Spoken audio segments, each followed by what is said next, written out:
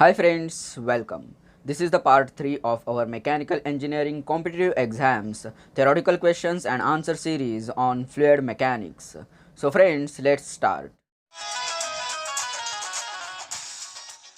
Friends, this is question number 101. 1 cubic meter of water weighs. Here friends, options are 100 liters, 250 liters, 500 liters, 1000 liters. So here friends, correct answer is option D, that is 1000 liters. 1 cubic meter of water weighs 1000 liters. Next is 1 liter of water occupies a volume of. Here friends, options are 100 centimeter cube, 250 centimeter cube, 500 centimeter cube, and 1000 centimeter cube. So here friends, correct answer is option D, that is 1000 centimeter cube. So here 1 liter of water occupies a volume of 1000 centimeter cube. Next is when a liquid is flowing through a pipe, the velocity of the liquid is.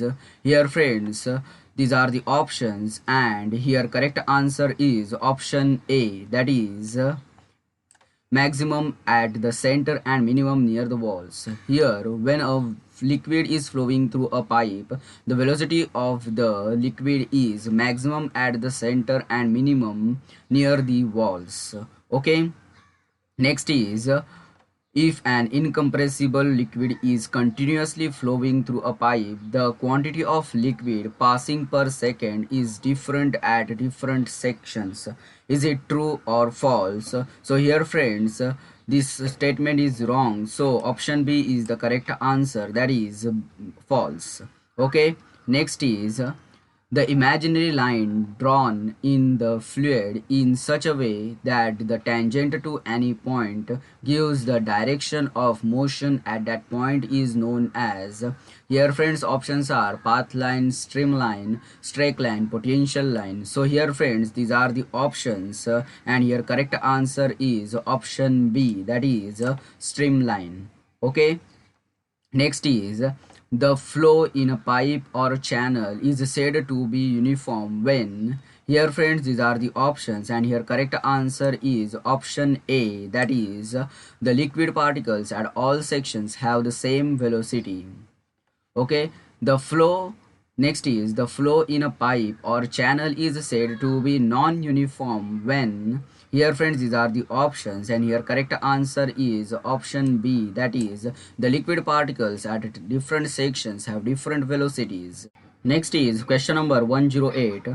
A flow in which each liquid particle has a definite path and the paths of individual particles do not cross each other is called. Here options are steady flow, uniform flow, streamline flow, turbulent flow. So here friends, correct answer is option C, that is a streamline flow. Next is a flow in which each liquid particle does not have a definite path and the paths of individual particles also cross each other is called turbulent flow. Here options are agree or disagree. So here friends, correct answer is option A, that is agree. This statement is correct. Next is a flow in which the quantity of liquid flowing per second is constant is called dash flow. Here friends, options are steady, streamline, turbulent, unsteady. So here friends, correct answer is option A, that is the steady flow. Next is a flow in which the quantity of liquid flowing per second is not constant is called. Here friends, these are the options, and here correct answer is option D, that is unsteady flow. Next is which of the following statement is correct? Here friends, statements are statement A is in a compressible flow, the volume of the flowing liquid changes during the flow. Option B is the flow in which the volume of the flowing liquid does not change is called incompressible flow. Option C is when the particles rotate about their own axis while flowing. The flow is said to be rotational flow. Option D is all of the above. So here friends, correct answer is option D, that is all of the above. All statements are correct. Next is according to the equation of continuity. Here friends, these are the options, and here correct answer is option C, that is A1 V1 is equal to A2 V2. Okay, next is a flow through a long pipe at constant rate is called. Here friends, these are the options, and here correct answer is option A, that is a steady uniform flow. A flow through a long pipe is at constant rate is called steady uniform flow. Okay, next is question number 115. A flow through a long pipe at decreasing rate is called dash uniform flow. So here friends, options are steady and unsteady. So here correct answer is option B, that is unsteady uniform flow. Next is a flow through an expanding tube at constant rate is called. Here friends, these are the options, and here correct answer is option B, that is a steady non-uniform flow. Next is question number 117. A flow through an expanding tube at increasing rate is called unsteady non-uniform flow. Options are yes or no. So here friends, this statement is correct. So option A is the correct answer, that is yes. Next is a flow whose streamline is represented by a curve is called. Here friends, these are the options, and here correct answer is option B, that is two-dimensional flow. A flow whose streamline is represented by a curve is called two-dimensional flow. Next is a flow in which the volume of a fluid and its density does not change during the flow is called dash flow. The options are incompressible and compressible. So here correct answer is option A, that is incompressible. Next is all the gases are considered to have compressible flow and all the liquids are considered to have incompressible flow. Is it correct or incorrect? So here friends, correct answer is option A, that is correct. This statement is true, that is correct. Next is a flow whose streamline is represented by a straight line is called dash dimensional flow. Options are 1, 2, 3, 4. So here friends, correct answer is option A, that is one dimensional flow. The flow whose streamline is represented by a straight line is called one dimensional flow. Okay, next is in one dimensional flow, the flow. Here friends, these are the options, and here correct answer is option B, that is takes place in straight line. Okay, next is here question number 123. In two-dimensional flow, the flow does not take place in a curve. Here options are true or false. So here friends, this statement is wrong. So option B is the correct answer, that is false. Next is the total energy of a liquid particle in motion is equal to. Here friends, these are the options, and here correct answer is option A, that is pressure energy plus kinetic energy plus potential energy. Next is the total head of a liquid particle in motion is equal to. Here friends, these are the options, and here correct answer is option A, that is pressure head plus kinetic head plus potential head. Next is for a perfect incompressible liquid flowing in a continuous stream, the total energy of a particle remains the same while the particle moves from one point to another. This statement is called. Here friends, these are the options, and here correct answer is option B, that is Bernoulli's equation. Okay, next is question number 127. Okay, according to Bernoulli's equation, here friends, these are the options, and here correct answer is option A, that is Z plus P upon W plus V square upon 2G is equal to constant. Next is Euler's equation in the differential form for the motion of liquids is given by. Here friends, these are the options, and here correct answer is option A, that is dp upon rho plus g dz plus v dv is equal to 0. Next is the Bernoulli's equation is based on the assumptions that.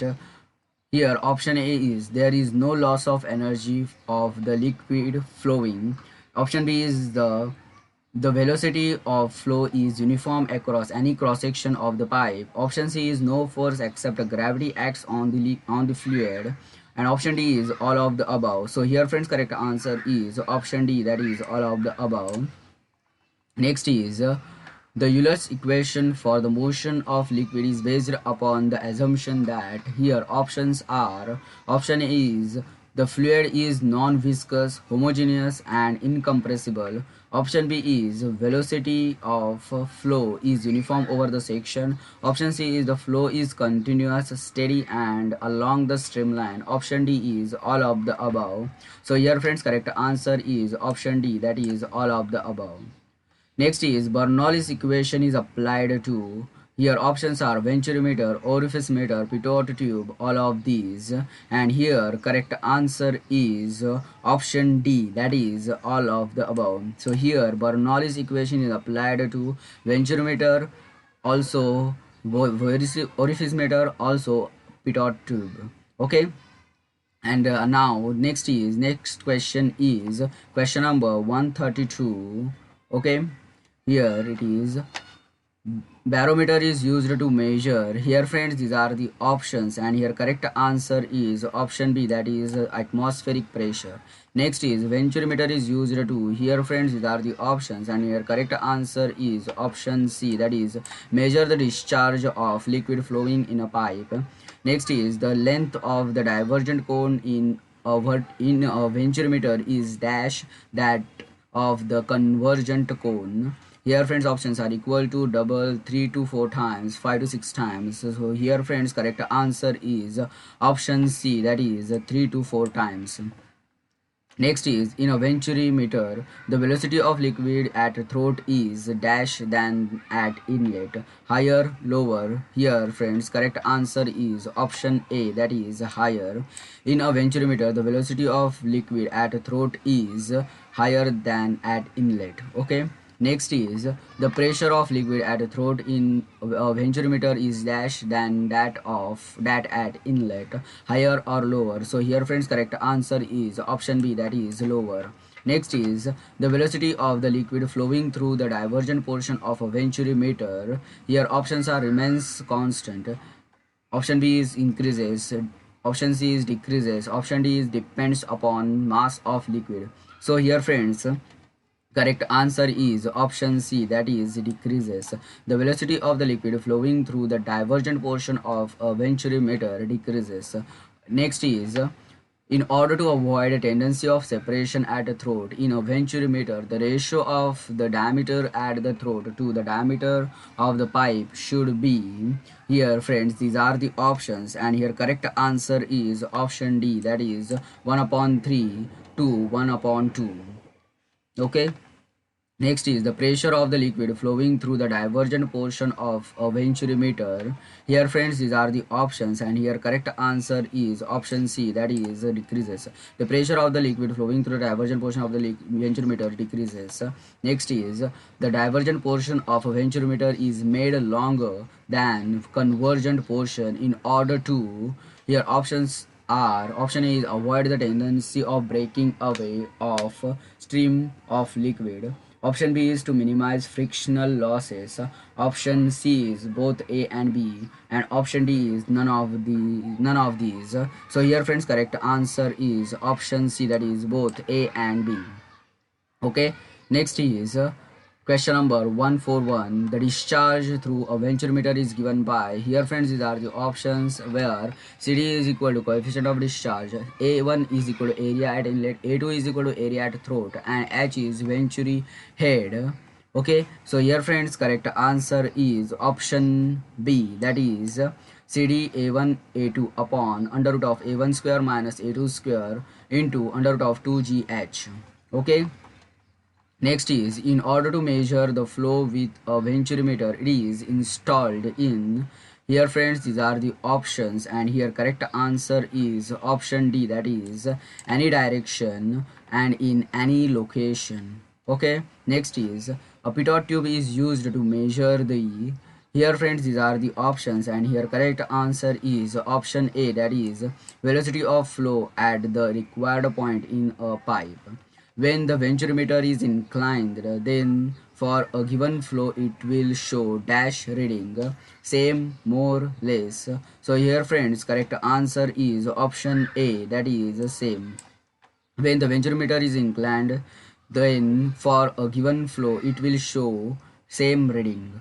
Next is, if pitot tube is placed with its nose upstream, downstream or sideways, the reading will be the same in every case. Is it true or false? So here friends, correct answer is option B, that is false. This statement is wrong. Next is, coefficient of contraction is the ratio of, here friends these are the options, and here correct answer is option D, that is area of jet at vena contracta to area of orifice. Okay, next is question number 147. Here coefficient of resistance is the ratio of, here friends these are the options, and here correct answer is option C, that is loss of head in the orifice to the head of water available at the exit of the orifice. Okay, next is, a jet of water discharging from a 40 mm diameter orifice has a diameter of 32 mm at its vena contracta. The coefficient of contraction is, here friends these are the options, and your correct answer is option B, that is 0.64. Next is, the coefficient of discharge is the ratio of theoretical discharge to the actual discharge through an orifice. Is it true or false? So here friends, this statement is wrong. So here option B is the correct answer, that is false. Next is, coefficient of velocity is defined as the ratio of, here friends option A is actual velocity of jet at vena contracta to the theoretical velocity. Option B is area of jet at vena contracta to the area of orifice. Option C is actual discharge through an orifice to the theoretical discharge, and option D is none of the above. So here friends, correct answer is option A, that is actual.